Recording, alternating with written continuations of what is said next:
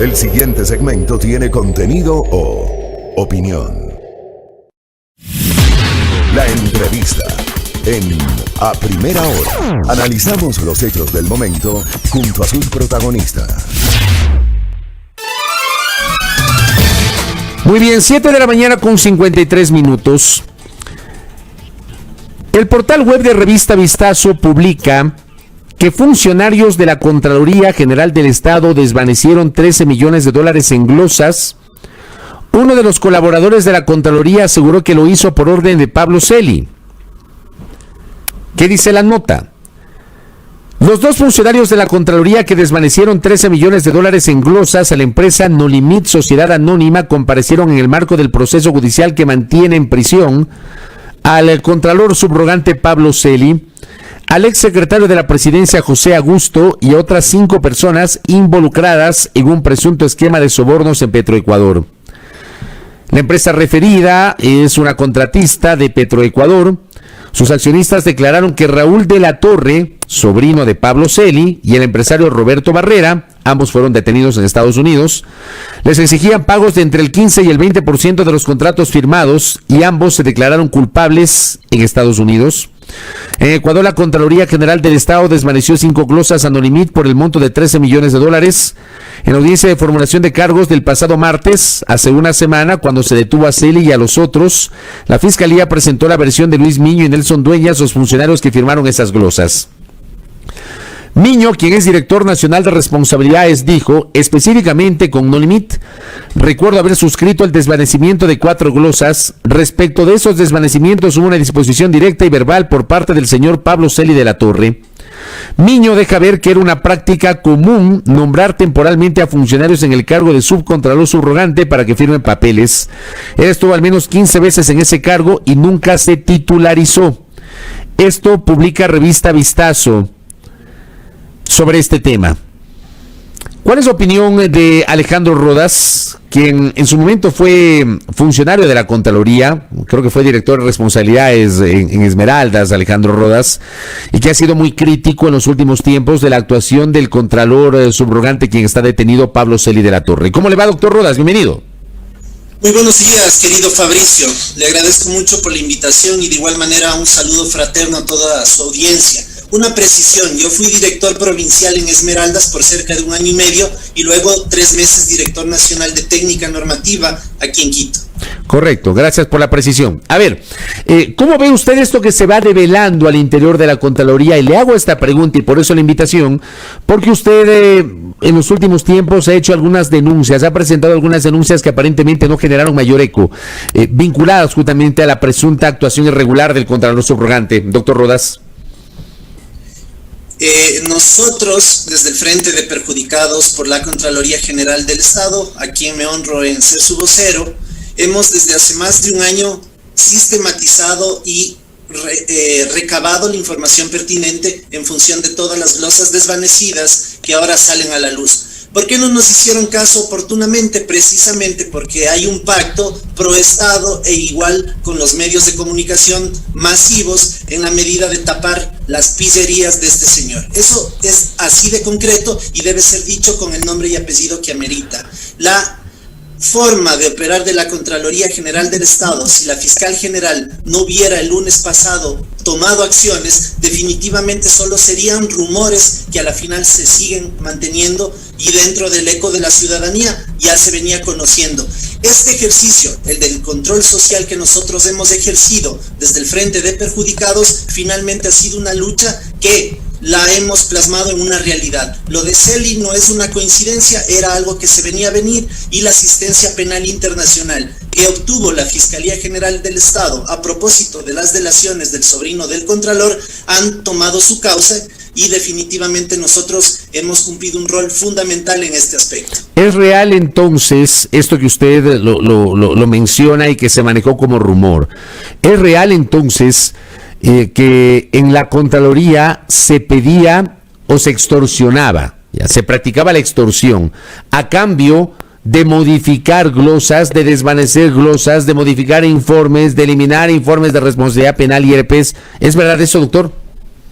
Sí, estimado Fabricio, es verdad, yo no soy juez, las autoridades jurisdiccionales así lo determinarán, pero en principio lo que existe y el delito que persigue la Fiscalía General del Estado es una delincuencia organizada, y el 11 de enero quien habla presentó una denuncia penal por tráfico de influencias en la configuración. En la lógica del procedimiento queda en evidencia de que hay una cabeza de mando que da directrices. El doctor Luis Miño lo acaba de referir justamente en el diario y en la nota de prensa que usted acaba de señalar, de tal suerte que las cosas se empiezan a reconfigurar y el rompecabezas finalmente terminará armándose en contra del señor Celi. Y ojo con algo, el cuerpo directivo de la entidad de control es evidente de que también conoce todos los aspectos. Dicho de otro modo, la señora que está encargada es parte de este engranaje de corrupción. La actual subcontralora encargada de la Contraloría. Lógicamente, ella conoce de todos estos aspectos. Debería ella también ser vinculada en el proceso. Evidentemente vamos en la rueda de prensa que tenemos preparada para el día de hoy a las 11 de la mañana, vamos a señalar justamente estos aspectos. Recuérdenos, el 11 de enero, ¿en qué consistió la denuncia penal que usted presentó, doctor Alejandro Rodas? La denuncia penal que nosotros presentamos es en relación al desvanecimiento de una glosa en favor de la empresa Claro por 112 millones de dólares, y que dicho sea de paso también tendría que ver el contralor Celi, y no solo tendría que ver, tiene que ver porque con puño y letra está desvanecida esa glosa con la firma del señor Pablo Celi de la Torre. Pero, ¿qué presunciones hay de que hubo un delito en el desvanecimiento de esa glosa, doctor? El delito es evidente porque no debía desvanecerse, la normativa vigente no estaba debidamente motivada, el tecnicismo propio de la auditoría gubernamental de igual manera. En la fase de predeterminación justamente se evidenció un tema respecto del espectro radioeléctrico por 112 millones de dólares, y en la fase de la dirección de responsabilidades fue desvanecido este tema. De tal suerte que es una cuestión que operativamente tendrán las autoridades que saber desvirtuar o confirmar la tesis que nosotros hemos presentado, porque obviamente el tráfico de influencias es otro tipo penal y tiene que ver directamente con la autoridad sobre la base del mismo haber desvanecido algo que era imposible de desvanecer. Además, un reportaje hecho por este periodista de investigación, el señor Villavicencio, avala también el criterio de nosotros, y finalmente la empresa AZ, que es una empresa contratada con Claro, es decir, la empresa Claro contrata una auditoría para que le digan que todo está perfecto. Eso era evidente que podía ocurrir, de tal suerte que el engranaje que nosotros presentamos en la Fiscalía en el mes de enero apunta a que lógicamente las cosas nos hicieron bien por parte de la autoridad del control. Ahora, usted presentó pruebas en esa denuncia que entregó a la Fiscalía el 11 de enero. Usted presentó pruebas para determinar que efectivamente pudo haber existido tráfico de influencias a favor de una multinacional de telefonía móvil, doctor. Tenemos el testimonio de una persona a la que le dijeron: es orden del Contralor, tienes que desvanecer. De una persona de la Contraloría. Ya no es funcionario de la Contraloría, forma parte del frente. No puedo hablar un poco más al respecto porque esta persona está en el sistema de protección de víctimas y testigos, precisamente por lo delicado de la situación. Y de tal suerte que en este contexto el testimonio de esta persona puede ser lapidario para los intereses del Contralor y de algunas autoridades que forman parte del cuerpo directivo de la Contraloría General del Estado. Oiga, a propósito de este tema, le voy a trasladar un comentario de una oyente, de una de nuestras asiduas oyentes. Sugiere que se abra un buzón de denuncias, ya que ustedes van a presentar hoy este frente, para que los ciudadanos puedan dar toda la información sobre extorsiones y mentiras que conocen, sobre algunos personajes, incluso algunos que se presentan como denunciólogos, doctor. Bueno, yo lo he dicho públicamente, estimado Fabricio, aquí no solo hay denunciólogos, sino también hay denunciólogos extorsionadores, y yo los tengo identificados. Será nuestra siguiente tarea de develar quién está haciendo este sistema, porque ya termina siendo un sistema de sacarles de lista caso Odebrecht a las personas que le dieron recursos y lo sacaron estos recursos de acá, y que ahora es un titular mal conocido, padre de la patria. De tal suerte que esas cosas deben finalizar, y la persecución sistemática, que también me parece oportuno señalar, de la Contraloría General del Estado, que ha sido un brazo armado del Estado ecuatoriano, también debe cesar. La Contraloría es un ente técnico, no es un ente político, y quien la dirigió y quienes siguen dirigiendo actúan en función de consignas por parte del poder y derivan de ello los grandes problemas y conflictos. Aquí una cosa, Fabricio. El tema de desvanecer glosas debe ser visto con la preocupación que el caso amerita. Es el perjuicio en contra del erario público. Si usted supiera que más o menos hemos contabilizado $1.000 millones desvanecidos en este periodo, imagínese usted cómo hubiéramos enfrentado la pandemia con esos recursos debidamente confiscados, debidamente dispuestos en el ámbito administrativo a las empresas corruptas, que también son parte de este engranaje, de tal suerte que igual de corrupto es el que da como el que recibe. Eso debe quedar en la retina de la gente. Ahora bien, perdóneme, pero una cosa es el desvanecimiento de una glosa. O sea, una glosa puede ser desvanecida si es que la persona que está glosada presenta los justificativos. El tema es cómo se la desvanece, de qué manera se la desvanece. Yo creo que por ahí debería ir la discusión, doctor.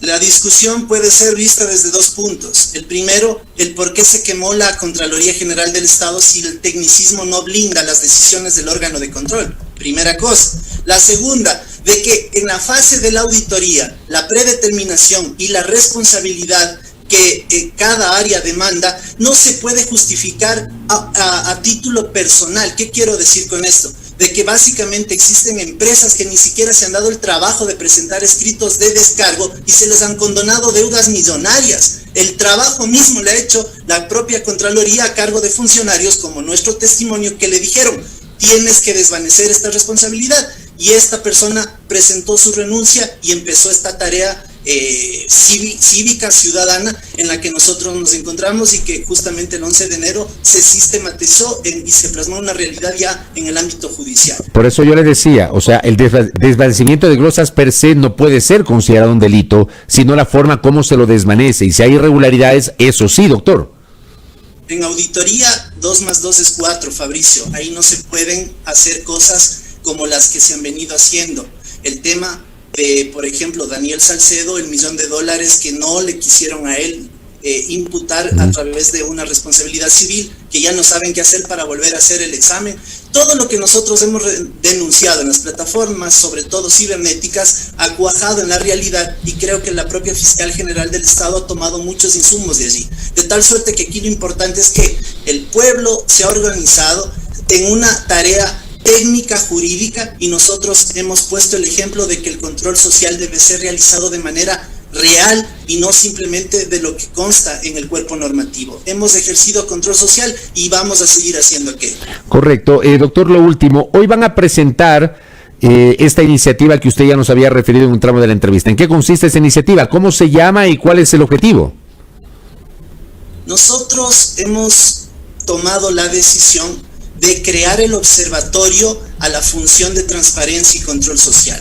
Vamos a obtener de la legitimidad la legalidad, y justamente esa es la invitación a las 11 de la mañana que nosotros tenemos y que hemos difundido en las distintas redes sociales, en la página del Frente de Perjudicados por la Contraloría, y de igual manera en mi página web, tanto en Facebook como en Twitter.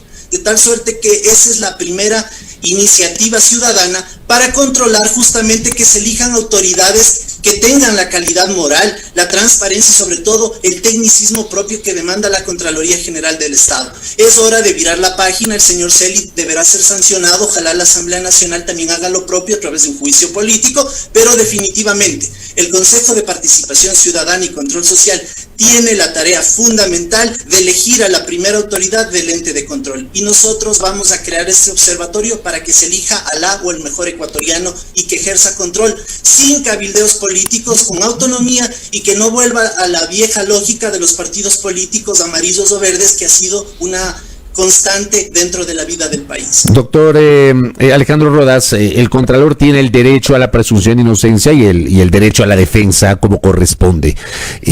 si más tarde o más temprano resulta que él termina siendo acusado y sentenciado, allí se desvanecería este candado que se había colocado en torno a Pablo Celi para que no haya un reemplazo. O sea, esta actuación extraña del Consejo Transitorio de Participación Ciudadana de blindar al Contralor, avalado por la Corte Constitucional que dispuso que no se lo puede tocar. Si Celi ya no está en el cargo, sí se podría llevar adelante un concurso para elegir un nuevo Contralor o Contralora, de ser el caso. El concurso, desde el día siguiente de la detención del Contralor General del Estado, subrogante, debe ejecutarse. No existe candado constitucional a la figura del Contralor. Lo que existe es un candado constitucional en favor de Pablo Celi de la Torre. La sentencia que usted hace referencia de la Corte Constitucional es interpretativa, y si nosotros... Yo soy constitucionalista, conozco de derecho público, está encaminada al título de una persona, es evidente de que no marca la lógica sobre el título del Contralor o la Contralora.